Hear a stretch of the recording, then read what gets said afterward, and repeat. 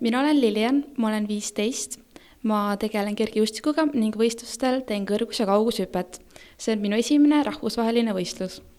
Mina olen Kedli, tegelen kergejõustikuga, täpsemalt odav ise, olen 15 ja see on minu esimene rahvusvaheline võistlus.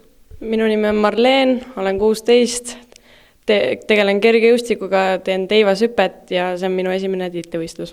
Tervist! Minu nimi on Ken, tegelen kergejõustikuga, täpsemalt siis 200 meetri kaugushüppega ja see on minu jaoks esimene tiitlivõistlus. See on Maksim, ta tegeleb kergejõustikuga, täpsemini kuulitõukega ja see on tema jaoks esimene rahvusvaheline võistlus.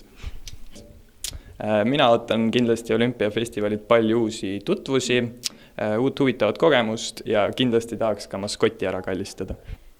Mina loodan olümpiafestivalil kohtuda uute ja huvitavate inimestega. Mina ootan väga Helsingisse sõitu.